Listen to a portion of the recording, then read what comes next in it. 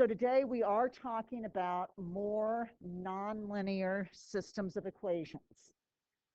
The first type that we're going to talk about today will be ones like this, where the system is 3x minus y equals 4. And who can tell me what that looks like? Is that a circle? Is that a parabola? Is that a line? The top one, Bryce. It's a line. Everybody good with that? The second one is something that we call a hyperbola, and you'll see that shape in just a moment as we actually graph it for this one. What makes it a hyperbola is that it has x times y equals something. So when you have this kind of a system, a line and an xy equals, a line and a hyperbola, we're going to draw it super carefully, but then use the calculator to solve it. The book does it with algebra. We're not going to do it with algebra. We're going to do it with the calculator instead. So it's not in the book, so I need everybody to pay attention as we go through this. So the first step is going to be get each of them y equals, because we want to enter each of these as a function. We don't want to go into the relation mode on the calculator. So the first one, if I get y by itself, what do I have? Y equals 3x minus 4. Did I do that right? Everybody good with that for the line? For the hyperbola, that's going to be y equals 7 over x. So we did step one. We got each of them y equals. Then I need you to graph it very accurately by hand, not just a sloppy, quick something or other, but really plot the points carefully on this. So for the line, y equals 3x minus 4. Everybody shout out, what's my y-intercept? -4. And what's my slope? 3, or 3 over 1. So I start at -4, up 3 and over 1. Up 3 and over 1. It's one of those, like, it's trying to plot another thing. So up 3 and over 1, up 3 and over 1, and not just a couple of these, go all the way until you run out of room on however big the grid is on your paper. 3 and 1, go down just a little bit farther, and 3 and 1.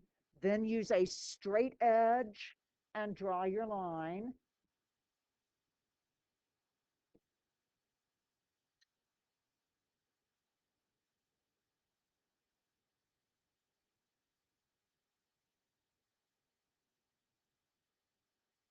Okay, now to graph the other one accurately by hand, we're going to have to do a table of values for that.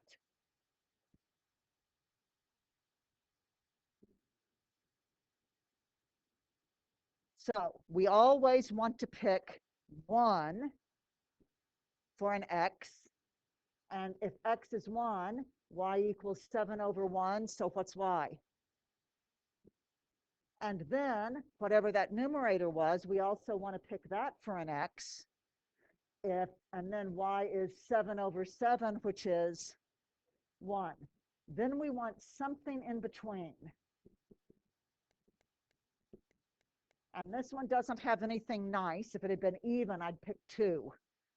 If it had been a multiple of 3, I would have picked 3 for my x.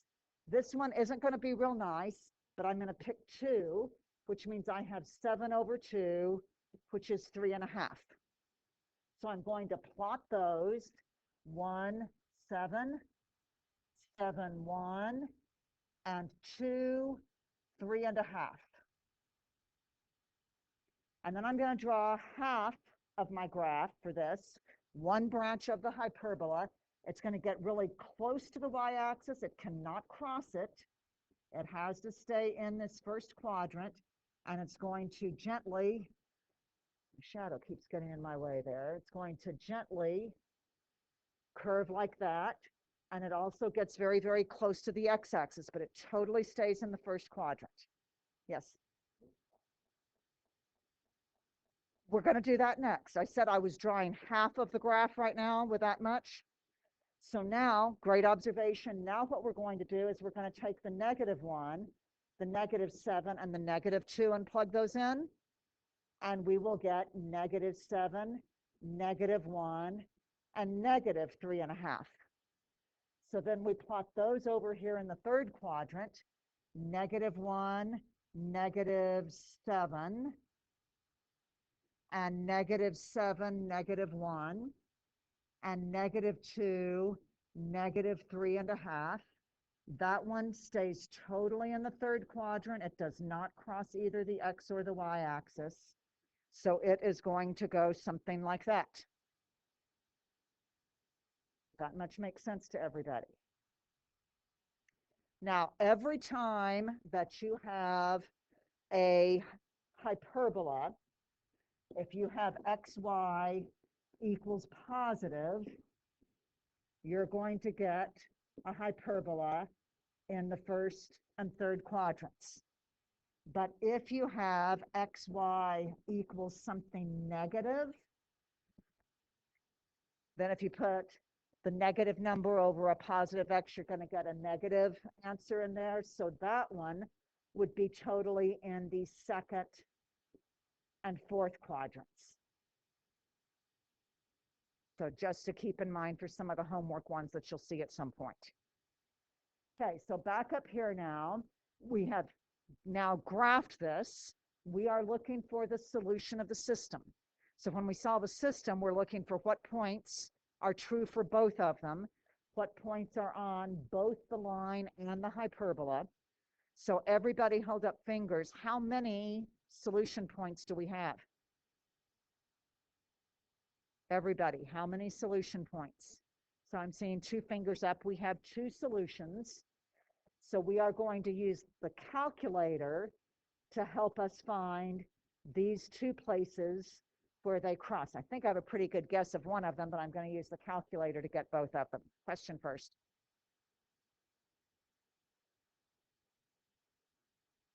Then it's not a hyperbola. Okay? Because that would mean either x is 0 or y is 0 or both. So you're basically talking about your axes. All right, so then our final step is to use the graphing calculator for this. So let me get mine up here. And so get on a graphing page for this. If I can get mine where I can actually see my equations.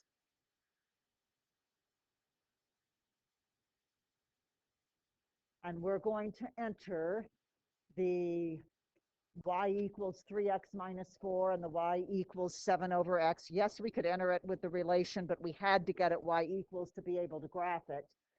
So get on a graphing page. Does not matter which one you type in first. So I've got y is,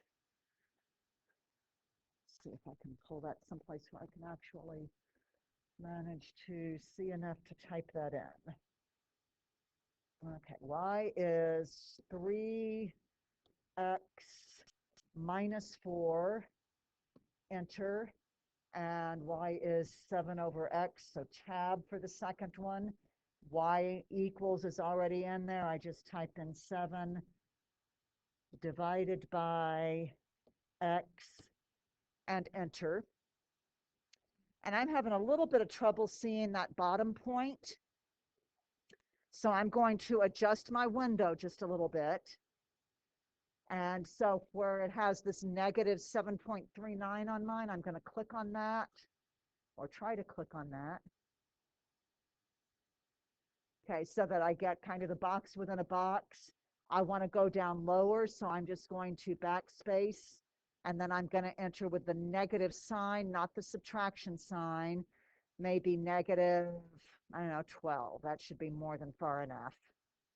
Now I can see both of my intersection points. What is our best friend button on the Inspire? Menu, so we click menu. What do you think we want to do to find intersection points? We've done this with lines. Analyze graph. And then which one? Intersection. The only thing that's different from when we did this with lines, we're going to have to do it twice. once for each of the points. So I have to go, so I'm going to go to this bottom one down in the third quadrant first. It doesn't matter what you do first. And I have to go to the left of it first. And then I have to go to the right of it, but I can't go so far that I have both points in there. I have to make sure I only have one of them in there. And if I can't read it, I take my little hand thing with the cursor, just using that touchpad, and then press down so that that little hand closes, maybe. There we go. And drag it where I can read it better. Oh, it's -1, -7. Then I'm going to do the same thing for the other one. Menu, analyze graph, intersection. Make sure I go just to the left of that point, but not so far left that I have the other point in there as well. I can only have one of the intersections in between the two lines. And then I could also move that where I can read it a little bit better.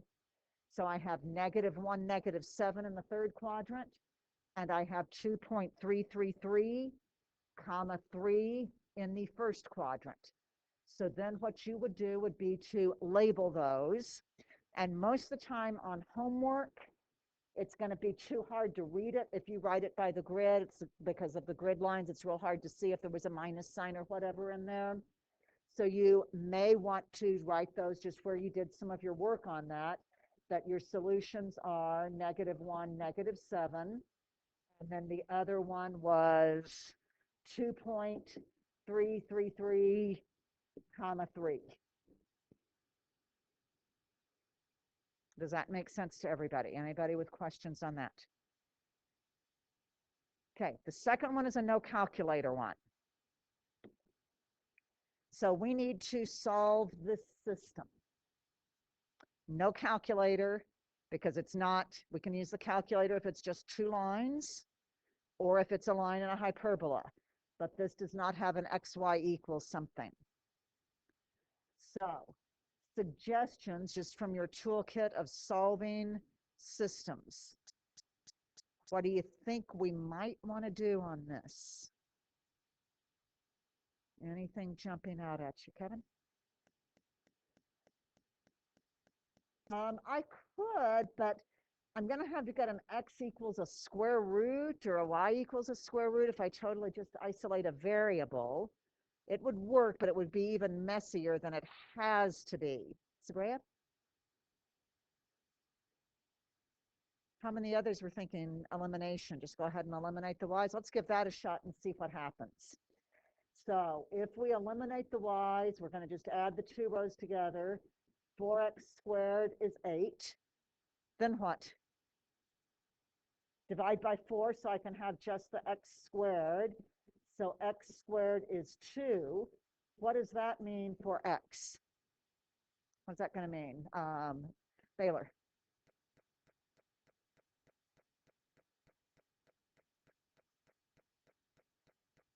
Square root of 2 is root 2. But when I use the square root method, what do I have to be sure that I remember, Ricky? The plus or minus. So I have 2 possibilities for x. I have to go through the algebra separately for those 2. So if x equals the positive square root, now we pick one of our equations and try to solve that for y. So how many like the top equation best? How many like the bottom equation best? I agree, top equation, so I don't have that 3x squared thing in there. So top equation, I'm going to take the x and square it, plus y squared equals 10. So what's root 2 times root 2, everybody? 2. So if I subtract 2 on both sides, what is y squared? 10 minus 2 is 8.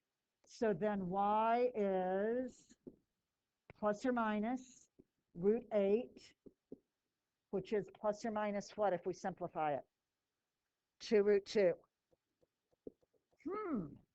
If x is positive root 2, I have 2 possibilities for y.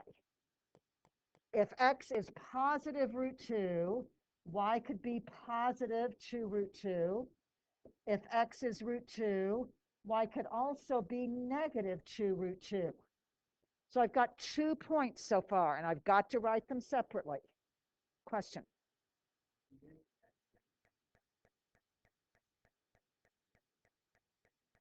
But we've got to think it through separately and show the work separately to make sure we get all of the points. If we try to start doing that, we're going to confuse ourselves and think, oh, we've got 2 solutions.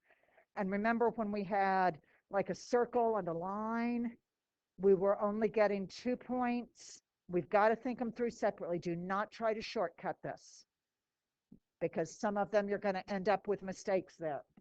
So now we're going to think through what happens if x is minus root 2. And this is what Hendricks was thinking ahead to when we put the minus root 2 in for x and square it, plus y squared is 10. We end up with exactly the same work because that's going to be a 2. So we subtract 2 on both sides, and y squared is 8. So if x is negative root 2, we have 2 possibilities again, plus or minus 2 root 2 for the y. So we have to write down the 2 things that can happen if we picked negative root 2. If we picked negative root 2 for x, y could be positive 2 root 2.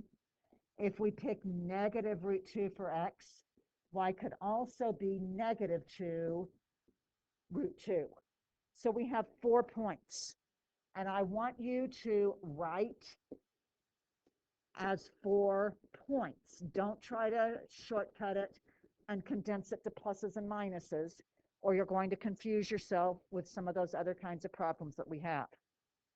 Now, I wonder what in the world is going on with this system that we have things that cross in 4 places. Let's look back at these equations for just a moment. Anyone know what the top one is? Have you seen enough of these that you remember what those look like, Charlene? Yeah, this one's a circle centered at 0, 0, and kind of a weird radius of the square root of 10. But the second one is actually another kind of hyperbola that you will learn to graph and work with the equations on next year. But let me show you what it would look like if we did have the graph. We would have the circle centered at 0, 0. And this time, instead of the hyperbola being in the first and third quadrants, it opens up and down. And there's one of the branches going this way and one going that way. So you see that we do have 4 places where they cross.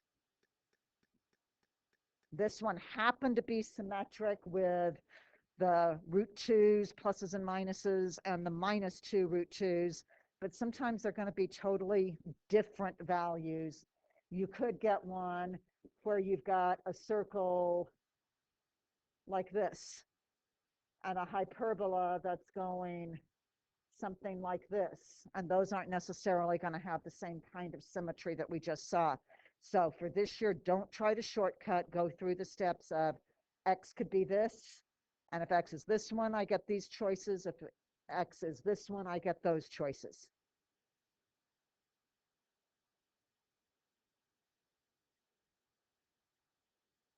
The branches of the hyperbola, they will never cross each other.